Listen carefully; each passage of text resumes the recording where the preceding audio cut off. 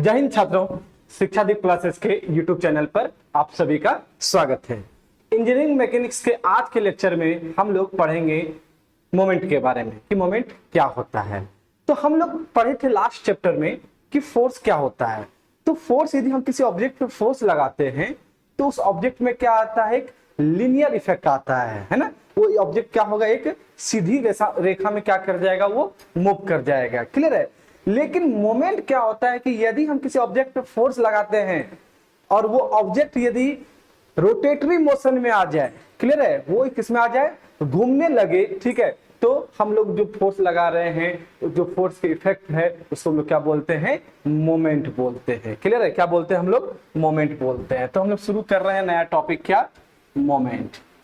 नया टॉपिक है अपना क्या, मोमेंट। मोमेंट क्या होता है, क्लियर है। तो मोमेंट क्या होता है कि आप यदि किसी ऑब्जेक्ट पे फोर्स लगा रहे हैं तो फोर्स लगाने के कारण यदि किसी ऑब्जेक्ट में जो है सर्कुलर टेंडेंसी आ जाए, रोटेटरी टेंडेंसी आ जाए, ठीक है, या टर्निंग टेंडेंसी आ जाए, तो जो मेरा इफेक्ट है फोर्स का, उसको हम लोग क्या बोलते हैं, मोमेंट बोलते हैं। क्लियर है, क्या बोलते हैं, मोमेंट बोलते हैं। सपोज कीजिए कि आपके घर का कोई गेट है, क्लियर है। तो जब आप गेट को खोलते हैं या लगाते हैं, क्लियर है, तो आप क्या करते हैं, उसके ऊपर फोर्स लगाते हैं। क्लियर है, उस ऑब्जेक्ट के ऊपर आप क्या करते हैं, फोर्स लगाते हैं। जैसे ही आप फोर्स लगाते हैं, ठीक है, तो वो ऑब्जेक्ट क्या होता है, किसी न किसी पॉइंट से हिंज होता है। गेट जो है मेरा क्या होता है, हिंज होता है। तो मेरा गेट क्या होता है, अपने जगह पे क्या कर जाता है, वो टर्न कर जाता है, वो क्या कर जाता है, रोटेट कर जाता है। ठीक है, तो हम लोग उस इफेक्ट को क्या बोलेंगे, मोमेंट बोलेंगे। क्लियर है, क्या बोलेंगे उसको हम लोग, मोमेंट बोलेंगे। तो मोमेंट क्या होता है, मोमेंट इज अ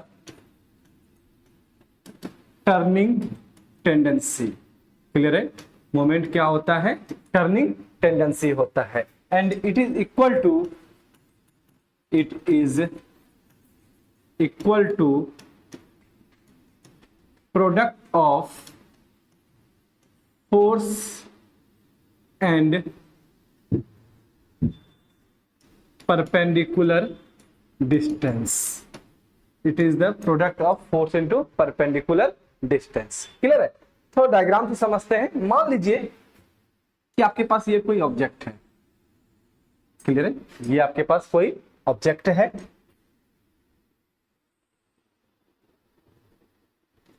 ये आपका ऑब्जेक्ट है, और ये ऑब्जेक्ट किसी पॉइंट पर हिंज है, किसी पॉइंट पर क्या है, हिंज है। और आप इस ऑब्जेक्ट पर ए पॉइंट पर फोर्स लगा रहे हैं एफ। कितना फोर्स लगा रहे हैं आप, एफ फोर्स लगा रहे हैं। क्लियर है, ये आपका क्या था, सेंटर था, जिस पॉइंट के अबाउट ये ऑब्जेक्ट क्या कर रहा है, ये रोटेट कर रहा है। ठीक है, मान लेते हैं कि ये जो मेरा है, ये है मेरा आर वेक्टर और ये मेरा क्या है, एफ वेक्टर। तो जो मोमेंट आएगा वो हमेशा जिस पॉइंट के अबाउट मेरा ऑब्जेक्ट रोटेट करता है उसी जगह पे मोमेंट निकलेगा। और किसके कारण मोमेंट निकलेगा जी, फोर्स के कारण। तो मोमेंट जो होगा ओ पॉइंट पर, moment at point O, it is equal to R cross F. Clear है, आर क्रॉस एफ। मोमेंट जो होगा वो क्या होगा, इक्वल टू होगा आर क्रॉस एफ वेक्टर के। क्लियर है। चूंकि मोमेंट जो है वो वेक्टर प्रोडक्ट है, मोमेंट क्या है मेरा, वेक्टर प्रोडक्ट है, तो इसीलिए मोमेंट जो होगा, मोमेंट वो वेक्टर क्वांटिटी होगा। Moment is a vector quantity. Moment क्या होगा आपका, वेक्टर क्वांटिटी होगा। यूनिट की बात कर लेते हैं। यूनिट ऑफ मोमेंट, तो आर क्रॉस एफ है ना, तो एफ का मैग्नीट्यूड, एफ का यूनिट न्यूटन, आर का यूनिट मीटर। तो यूनिट जो है मोमेंट का ये हो जाएगा न्यूटन मीटर। क्लियर है, क्या हो जाएगा ये, न्यूटन मीटर। माइनस नहीं है, मल्टीप्लाई है, ठीक है, तो न्यूटन मीटर।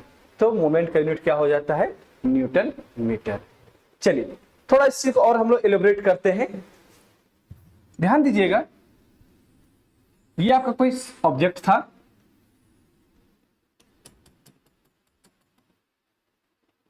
इस पॉइंट O के अबाउट ऑब्जेक्ट क्या कर रहा है, रोटेट कर रहा है। ये था आपका R वेक्टर और इसके ऊपर आप फोर्स लगा रहे हैं कितना, F वेक्टर।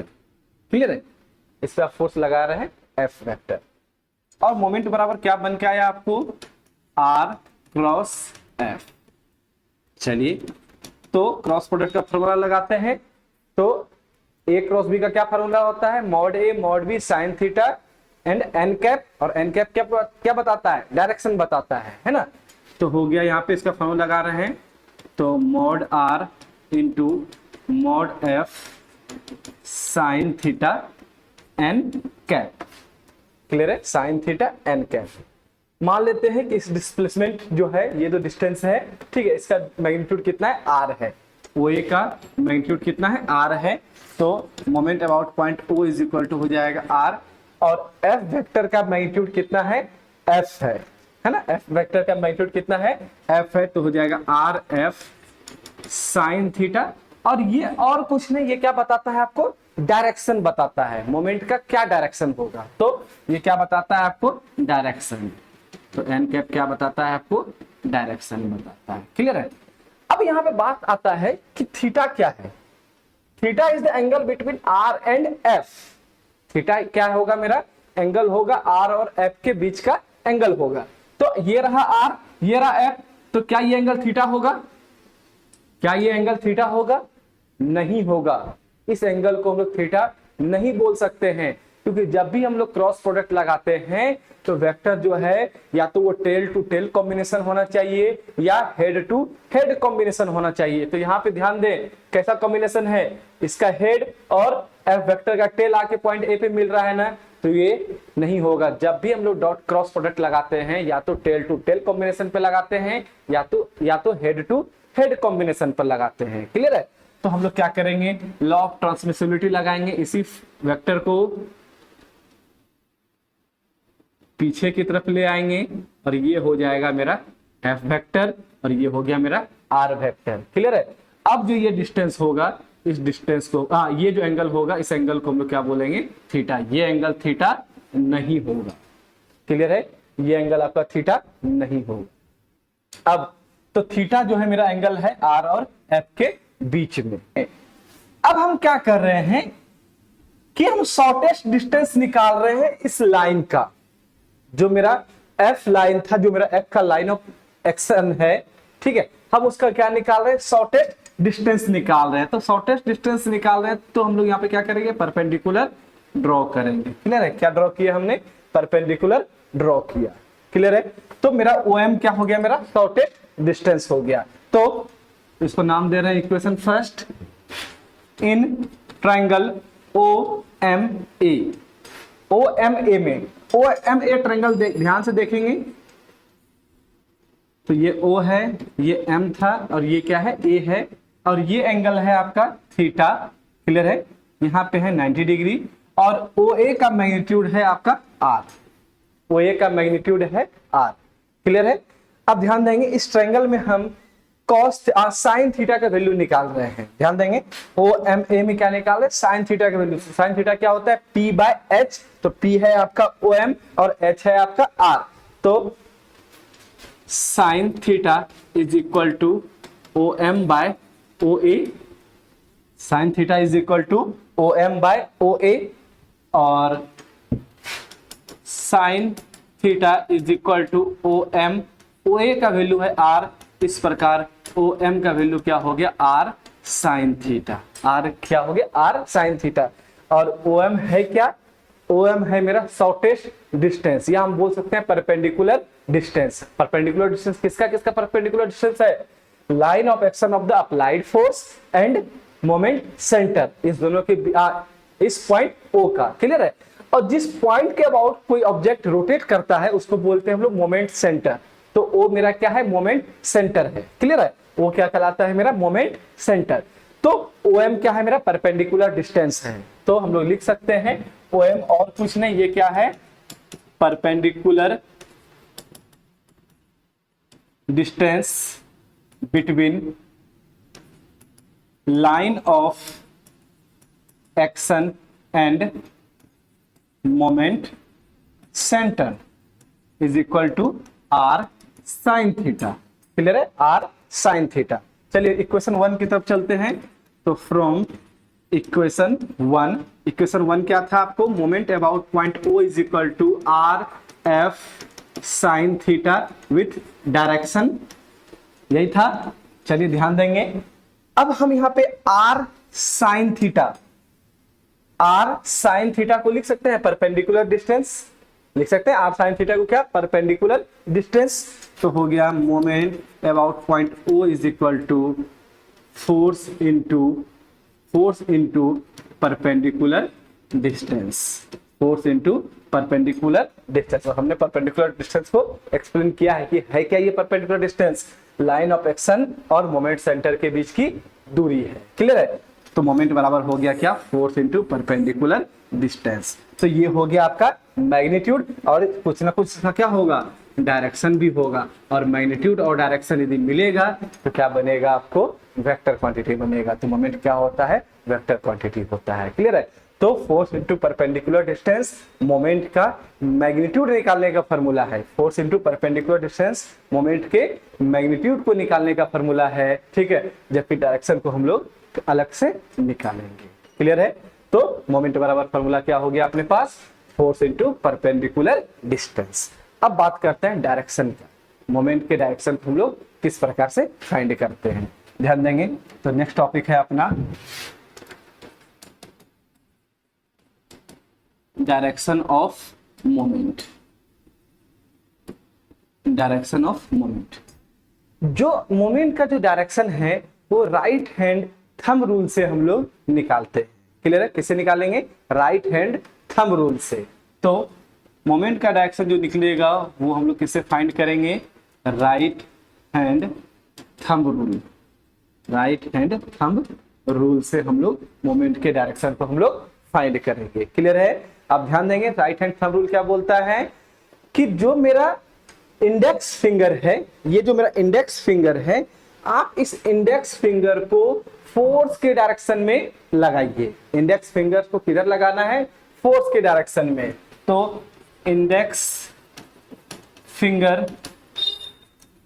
किधर की तरफ होगा, फोर्स के डायरेक्शन में। किधर की तरफ होगा, फोर्स के डायरेक्शन में। और जो मेरा मिडिल फिंगर है, ध्यान दीजिएगा, ये इंडेक्स फिंगर है और ये आपका क्या हो जाएगा, मिडिल फिंगर। तो मिडिल फिंगर जो है वो कहां रहेगा, मोमेंट सेंटर के डायरेक्शन दिशा में, है ना। मिडिल फिंगर कहां की ओर रहेगा, मोमेंट सेंटर की तरफ। मोमेंट सेंटर हमने बताया कि मोमेंट सेंटर क्या होता है, जिस पॉइंट के अबाउट कोई ऑब्जेक्ट रोटेट करता है उसको हम लोग क्या बोलते हैं, मोमेंट सेंटर। तो कहता है राइट हैंड थंब रूल कि आप इंडेक्स फिंगर को फोर्स के डायरेक्शन में रखिए, साथ ही साथ मिडिल फिंगर को मोमेंट सेंटर की तरफ रखिए। तो जो मेरा थंब होगा, तो thumb will give direction of moment. Thumb क्या देगा आपको, मोमेंट का डायरेक्शन देगा। क्लियर है, थंब आपको क्या बताएगा, मोमेंट का डायरेक्शन बताएगा। तो आप इंडेक्स फिंगर को किधर की तरफ रखिए, फोर्स की तरफ, मिडिल फिंगर को मोमेंट सेंटर की तरफ, और उस समय जो फिर थंब होगा वो थंब आपको क्या बताएगा, मोमेंट सेंटर बताएगा। क्लियर है। अब एक इंपॉर्टेंट चीज, यदि आपका थंब आपके नोटबुक के, ठीक है, या सरफेस के परपेंडिकुलर है और वो ऊपर की तरफ है, नोटबुक के आपके क्या है, ऊपर की तरफ है, जैसे कि बोर्ड के केस में मान लीजिए कि आपके बोर्ड से क्या है, सामने की तरफ है ना, मेरा थंब कहाँ है, बोर्ड से सामने की तरफ है। तो यदि बोर्ड के सामने की तरफ है तो हम लोग जो मोमेंट का जो डायरेक्शन लेंगे, मोमेंट का जो डायरेक्शन होगा, डायरेक्शन ऑफ मोमेंट, ये हम लोग लेंगे क्या, काउंटर क्लॉकवाइज डायरेक्शन लेंगे। क्या लेंगे, काउंटर क्लॉकवाइज डायरेक्शन लेंगे। क्लियर है, क्या लेंगे हम लोग उसको, काउंटर क्लॉकवाइज डायरेक्शन लेंगे, CCW लेंगे, या इसको हम लोग क्या लेंगे, प्लस में लेंगे। क्या लेंगे, प्लस में लेंगे। क्लियर है। तो यदि आपका थंब कहाँ है, बोर्ड से बाहर है, या आप जब कॉपी पे लिख रहे होंगे तो क्या होगा, कॉपी से ऊपर यदि होगा तो आप क्या लेंगे, प्लस में लेंगे। क्लियर है। और यदि आपका थंब कॉपी के नीचे जा रहा है ना, टुवर्ड्स द अर्थ जा रहा है, आपके कॉपी के नीचे जा रहा है, तो आप जो डायरेक्शन लेंगे वो क्लॉकवाइज लेंगे और क्या लेंगे, माइनस लेंगे। क्लियर है? तो ये आपका कहाँ जाएगा, अपवर्ड है, यदि है अपवर्ड है तो आप लोग क्या लेंगे, प्लस में लेंगे, और यदि डाउनवर्ड है, कॉपी के क्या है, डाउनवर्ड है, तो आप लोग क्या लेंगे, माइनस में लेंगे। क्लियर है? अब माइनस में लेंगे तो हम लोग क्या बोलेंगे उसको, क्लॉकवाइज डायरेक्शन, और अपवर्ड है तो हम लोग क्या बोलेंगे इसको, एंटी क्लॉकवाइज डायरेक्शन या काउंटर क्लॉकवाइज डायरेक्शन। क्लियर है? चलिए पहले कुछ क्वेश्चंस करते हैं हम लोग मोमेंट के डायरेक्शन पे से। किस पे करेंगे क्वेश्चन, मोमेंट के डायरेक्शन पे। ध्यान दीजिएगा, आपको सिर्फ डायरेक्शन यहाँ पे पता करना है कि इस फोर्स का, इस मोमेंट का क्या डायरेक्शन होगा। पहला नंबर देखिएगा, एक एग्जांपल ले रहे हैं। सपोज कीजिए कि ये आपका फोर्स है और ये आपका क्या है, मोमेंट सेंटर है। क्लियर है? फोर्स का डायरेक्शन है और ये क्या है, मोमेंट सेंटर है। तो राइट हैंड थंब रूल क्या बोलता है कि इंडेक्स फिंगर्स को क्या कीजिए, फोर्स के डायरेक्शन में रखिए। जो आपका मिडिल फिंगर है उसको कहाँ रखना है, मोमेंट सेंटर की तरफ। तो देखिएगा, ये देखिए हमने यहाँ पे इंडेक्स फिंगर को कहाँ रखा है, फोर्स के डायरेक्शन में, और मिडिल फिंगर को मोमेंट सेंटर की तरफ रखा है। तो मेरा अंगूठा कहाँ जा रहा है, थंब कहाँ जा रहा है जी, towards the inside the board जा रहा है ना, बोर्ड के अंदर जा रहा है। तो इस केस में जो मेरा मोमेंट होगा वो क्या आएगा, माइनस आएगा, या इसको हम लोग क्या बोलेंगे, क्लॉकवाइज बोलेंगे। क्लियर है? क्या बोलेंगे इसको, क्लॉकवाइज बोलेंगे। दूसरा एग्जांपल देखेंगे। सपोज कीजिए कि ये आपका फोर्स है और ये आपका मोमेंट सेंटर है, हमको इसका डायरेक्शन बताना है। तो आप क्या करेंगे, इंडेक्स फिंगर को फोर्स के डायरेक्शन में रखेंगे और मिडिल फिंगर को कहाँ रखेंगे, मोमेंट सेंटर की तरफ। मिडिल फिंगर को हमने मोमेंट सेंटर की तरफ रखा है। तो ये अंगूठा कहाँ जा रहा है मेरा, बोर्ड के बाहर जा रहा है ना। तो यदि बोर्ड के बाहर जा रहा है तो हम लोग मोमेंट को क्या लेंगे, प्लस में लेंगे। क्लियर है? या हम लोग क्या बोलेंगे इसको, ये कैसा है, काउंटर क्लॉकवाइज डायरेक्शन है। क्लियर है? कैसा है ये, काउंटर क्लॉकवाइज डायरेक्शन है। ध्यान देंगे। और एक क्वेश्चन करते हैं। सपोज कीजिए कि मेरे पास 3 फोर्स हैं, ए बी सी ट्राइंगल है। This is force F1, this is force F2, और ये फोर्स है आपका F3, और यहाँ पर मेरा मोमेंट सेंटर। क्लियर है? O is the moment centre. हमको तीनों फोर्स के कारण मोमेंट बताना है, सिर्फ डायरेक्शन अभी बताना है। ठीक है? मोमेंट मैग्नीट्यूड पे हम अभी नहीं जा रहे हैं। ठीक है? सिर्फ आपको डायरेक्शन बताना है। तो डायरेक्शन कैसे पता करेंगे, सबसे पहले मोमेंट निकालेंगे O पे F1 के कारण। किसके कारण, F1 के कारण। तो क्या करेंगे, इंडेक्स फिंगर को फोर्स के डायरेक्शन में रखेंगे और मिडिल फिंगर को O की तरफ। तो अंगूठा कहाँ आ रहा है, बाहर आ रहा है। यदि अंगूठा यदि बाहर आ रहा है तो क्या लेंगे, प्लस लेंगे, या इसको बोलेंगे काउंटर क्लॉकवाइज डायरेक्शन। क्लियर है? मोमेंट जो है हम लोग O पे निकाल रहे हैं F2 के कारण। किसके कारण, F2 के कारण। आप ध्यान देंगे तो इंडेक्स फिंगर को किधर रखेंगे, मोमेंट सेंटर की तरफ। इंडेक्स फिंगर को किधर रखेंगे, फोर्स के डायरेक्शन में। क्लियर है? अब ध्यान दीजिएगा, मोमेंट सेंटर कहाँ है, नीचे की तरफ। तो मेरा मिडिल फिंगर कहाँ जा रहा है, नीचे की तरफ। तो ये अंगूठा किधर जा रहा है जी, अंदर जा रहा है, बोर्ड के अंदर जा रहा है। ठीक है? बोर्ड के अंदर जा रहा है तो डायरेक्शन क्या हो जाएगा मेरा, माइनस हो जाएगा, या इसको बोलेंगे क्या, क्लॉकवाइज हो जाएगा। क्लियर है? थर्ड है moment about moment at point O due to force F3। तो इंडेक्स फिंगर को क्या करेंगे हम लोग, फोर्स की दिशा में रखेंगे, मिडिल फिंगर को O की तरफ रखा है हमने। तो इंडेक्स मेरा थंब किधर जा रहा है, इनसाइड द बोर्ड जा रहा है। तो यदि इनसाइड द बोर्ड जा रहा है तो क्या हो जाएगा, ये माइनस हो जाएगा, या इसको क्या बोलेंगे, क्लॉकवाइज डायरेक्शन बोलेंगे। क्लियर है? तो मेरा जो मोमेंट का डायरेक्शन है वो हम लोग किस तरह से फाइंड करते हैं, राइट हैंड थंब रूल से। क्लियर है? अब एक चीज ध्यान देंगे, तो ये जब आप राइट हैंड थंब रूल आप लगा रहे होंगे, ठीक है, तो आपका जो है अंगूठा वगैरह जो है या तीनों फिंगर जो है वो दर्द देने लगेगा। क्लियर है? तो आपको क्या होगा, इसमें प्रॉब्लम आ रहा होगा। ठीक है? तो आप लोग इससे बचने के लिए, ठीक है, एक हम आपको एक नया तरीका बताते हैं मोमेंट को निकालने का। ठीक है? ये बिल्कुल ही नया तरीका है मोमेंट के डायरेक्शन को फाइंड करने का। तो इस तरीके में आप क्या करेंगे, आप अपने राइट हैंड पाम का उपयोग करेंगे। ठीक है? राइट हैंड पाम का उपयोग करेंगे। आप क्या करेंगे, एक सॉन्ग को मेरे साथ गाएंगे। वो ये है कि जो मेरा 4 उंगली है वो फोर्स की दिशा में होना चाहिए। ये 4 उंगली फोर्स की दिशा में। ठीक है? और आपके पाम में देखिए क्या है, एक साइड ब्लैक है, एक साइड क्या है आपका व्हाइट है। तो 4 उंगली फोर्स की दिशा में और व्हाइट भाग जो है, व्हाइट भाग मोमेंट सेंटर की तरफ होना चाहिए। 4 उंगली फोर्स की दिशा में, व्हाइट भाग मोमेंट सेंटर की दिशा में, ठीक है। उसके बाद आप मुट्ठी को बंद कीजिए और अंगूठा खोलिए। यदि अंगूठा ऊपर आ रहा है तो डायरेक्शन प्लस में, और अंगूठा यदि नीचे जा रहा है तो डायरेक्शन माइनस में। क्लियर है?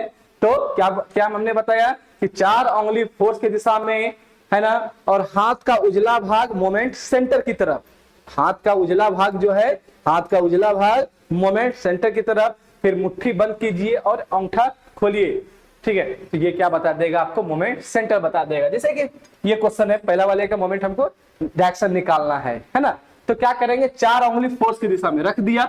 क्लियर है? 4 उंगली फोर्स की दिशा में, लेकिन उजला भाग ऊपर है ना, मोमेंट सेंटर का है नीचे, पलटा दिया।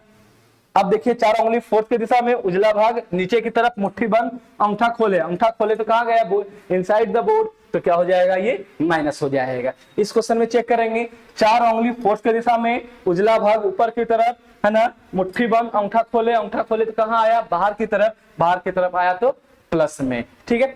इस फोर्स के लिए चेक कर लेते हैं, 4 उंगली फोर्स की दिशा में है ना, उजला भाग मोमेंट सेंटर की तरफ, मुट्ठी बंद, अंगूठा खोले, कहां खोला, बाहर की तरफ, तो क्या हो जाएगा, ये प्लस में हो जाएगा। क्लियर है? इस क्वेश्चन में चेक कीजिएगा, 4 उंगली फोर्स की दिशा में, उजला भाग मोमेंट सेंटर की तरफ, ध्यान दीजिए, ये फोर्स की दिशा में उजला भाग मोमेंट सेंटर की तरफ है, मुट्ठी बंद, अंगूठा खोले, कहां गया जी, अंदर की तरफ गया, अंदर की तरफ गया तो क्या हो जाएगा, ये माइनस हो जाएगा।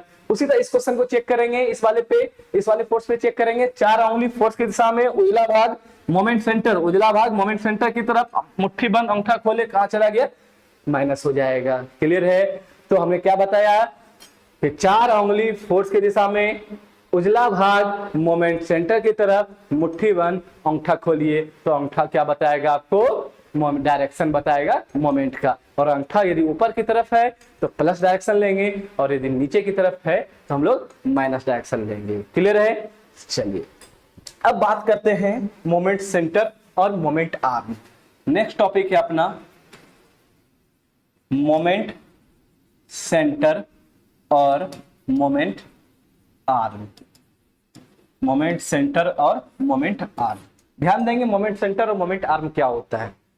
जिस पॉइंट के अबाउट कोई ऑब्जेक्ट रोटेट करता है, जिस भी पॉइंट के अबाउट जो भी ऑब्जेक्ट मेरा क्या है यदि रोटेट करता है, ठीक है, तो उस फिक्स पॉइंट को हम लोग क्या बोलेंगे, मोमेंट सेंटर बोलेंगे। क्लियर है? तो सपोज कीजिए कि जो हमने डायग्राम बनाया था, इस डायग्राम में ऑब्जेक्ट कहां से रोटेट कर रहा था जी, किस पॉइंट से, ओ पॉइंट से, ठीक है। तो ये पॉइंट ओ क्या कहलाएगा, मोमेंट सेंटर कहलाएगा। क्या कहलाएगा, ये मोमेंट सेंटर कहलाएगा। क्लियर है?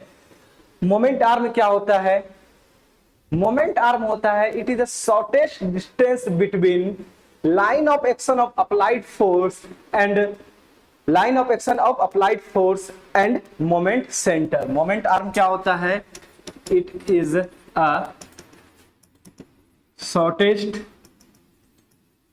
Distance between line of action of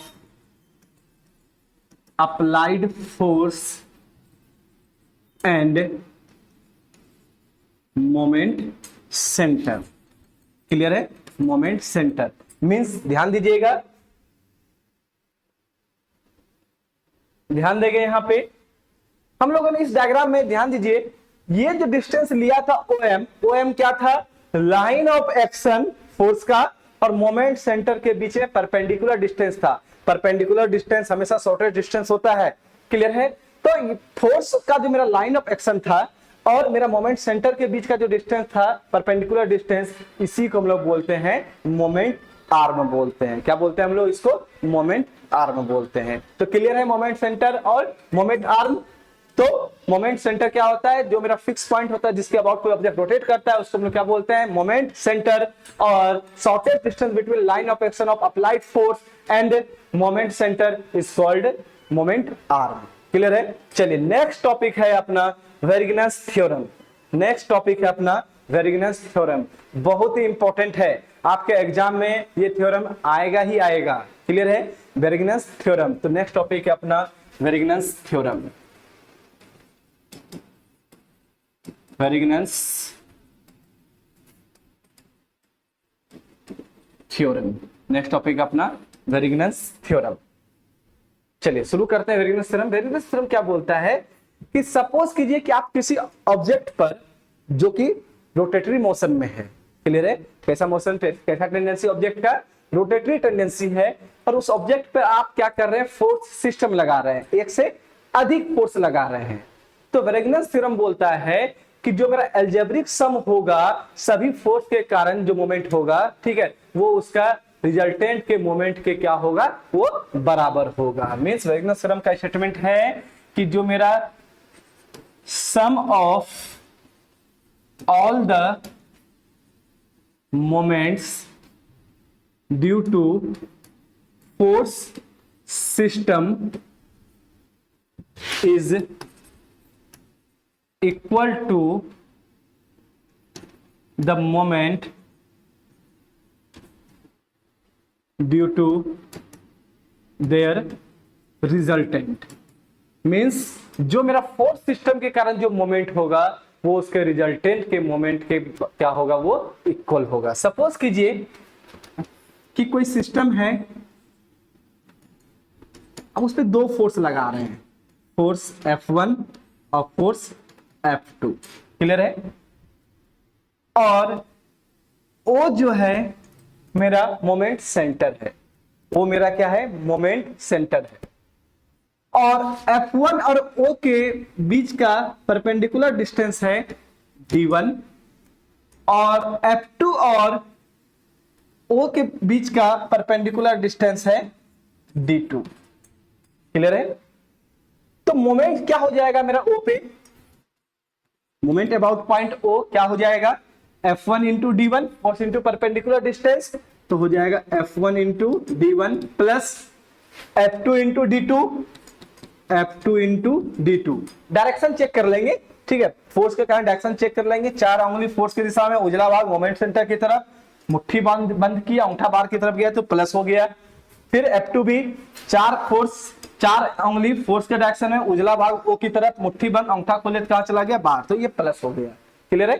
यदि डायरेक्शन अंदर की तरफ जाता है तो ये क्या हो जाता है, ये माइनस हो जाता है। तो इस दोनों फोर्स के कारण मोमेंट क्या आया जी मेरा, F1 D1 plus F2 D2, clear है। अब इस दोनों फोर्स के रिजल्टेंट को हम बोल रहे हैं R, इस दोनों फोर्स के रिजल्टेंट को हम लोग क्या बोल रहे हैं, R बोल रहे हैं, क्लियर है। और O और R के बीच की दूरी D है, O और R के बीच की दूरी कितना है, D है। तो रिजल्टेंट के कारण मोमेंट कितना हो जाएगा, ये हो जाएगा मोमेंट एट O, किसके कारण, रिजल्टेंट के कारण क्या हो जाएगा, R इंटू डी, क्या हो जाएगा, R into D. Direction check कर लीजिए, 4 उंगली फोर्स की दिशा में, उजला भाग O की तरफ, मुट्ठी बंद, अंगूठा खोले, कहां गया जी, बाहर की तरफ गया, तो प्लस आएगा।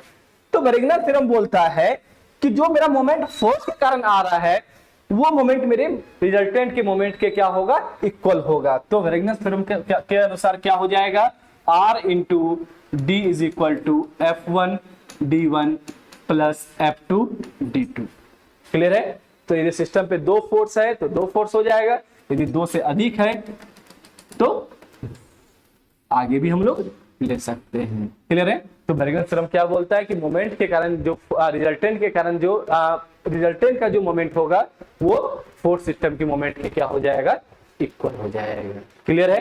क्लास को हम लोग यहीं पे समाप्त करते हैं, मिलते हैं इंजीनियरिंग मैकेनिक्स के अगले वीडियो में। अगले वीडियो में हम लोग कपल के स्टडी करेंगे, साथ ही साथ हम लोग मोमेंट के न्यूमेरिकल प्रॉब्लम को सॉल्व करेंगे। तब तक के लिए सभी को धन्यवाद।